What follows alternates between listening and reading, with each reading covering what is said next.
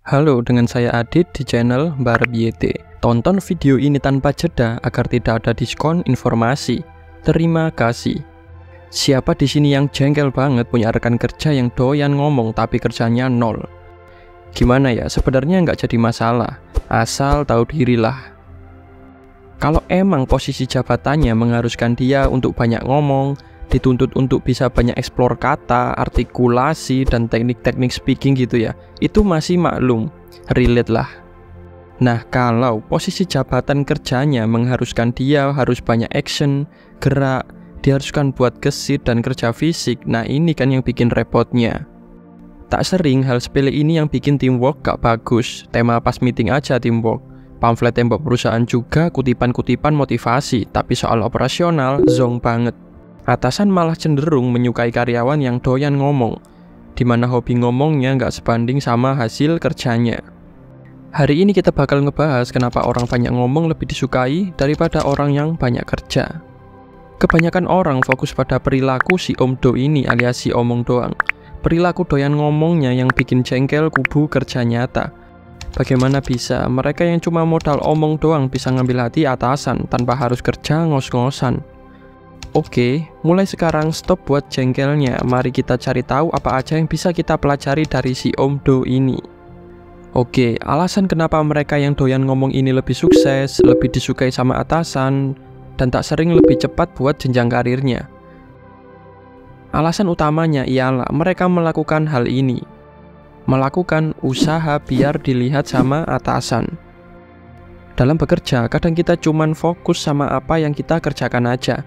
Ngerjain kerjaan daily, ngecek data yang isinya ya cuman itu-itu aja, dan ngobrolin hal-hal yang sama tanpa mau unjuk diri.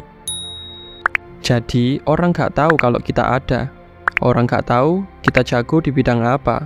Orang gak tahu pencapaian apa yang udah kita raih. Kita jadi gak terlihat dan gak dapat peluang buat kemajuan karir kita. Terus mas, gimana caranya biar dilihat sama atasan? Oke, aku bakal share 3 tips paling penting yang bisa kalian praktekkan nantinya. Yang pertama, hasilkan kerjaan yang bagus. Sebelum mikirin strategi gimana biar kerja kalian disukai atasan, pastiin kalian punya hasil kerja yang bagus. Buktikan bahwa kerjaan kalian udah memenuhi standar yang dimau perusahaan. Buktikan bahwa kerjaan kalian udah sesuai deadline. Buktikan kerjaan kalian berkualitas dan konsisten. Jika si Om Do ini omongannya manis, saingi dengan hasil kerja yang manis juga. Masuk yang kedua, networking. Hasil kerja yang bagus, tapi yang tahu cuman kita sendiri kan sayang banget. Kita butuh banyak saksi buat memperkuat bukti hasil kerja kita. Udah kayak sidang aja, iya emang. Kan kebenaran harus ditegakkan. Oke, caranya gimana mas? Banyak. Sebagai contoh, kamu bisa lakuin hal ini.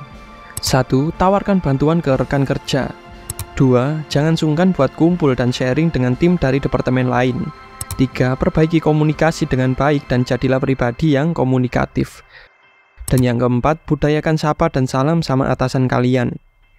Dengan begitu, kita mempunyai kesempatan lebih besar buat dilirik oleh si bos dan juga menjadi bahan pertimbangan buat ngembangin karir kamu. Lanjut yang ketiga, mau belajar hal baru. Buktikan dengan hasil kerja yang bagus, sudah. Bangun relasi dengan banyak rekan kerja, udah. Dan ketiga, mau belajar hal baru. Iya, mau belajar hal baru. Terdengar sepele, tapi ini juga penting. Antusias kamu buat belajar hal baru sebetulnya bisa jadi penonjol di mata si bos. Tidak semua orang mau menerima hal baru, entah karena rasa nyaman atau tidak mau menerima beban kerjaan. Fleksibilitas itu kuncinya. Semakin kamu mudah beradaptasi dengan kebijakan dan peraturan perusahaan, semakin membuat wajahmu eye-catching di mata si bos. Si bos akan tahu mana karyawannya yang sungguh-sungguh dan mana yang cuman modal omong doang. Kesimpulannya, mau si bos ngelihat yang mana, kembali lagi itu soal preferensi si bos, itu pilihan dia. Menurutku, bekerja adalah sebuah tindakan, dan tindakan adalah sebuah proses perpindahan energi. Dari energi A dirubah menjadi energi B.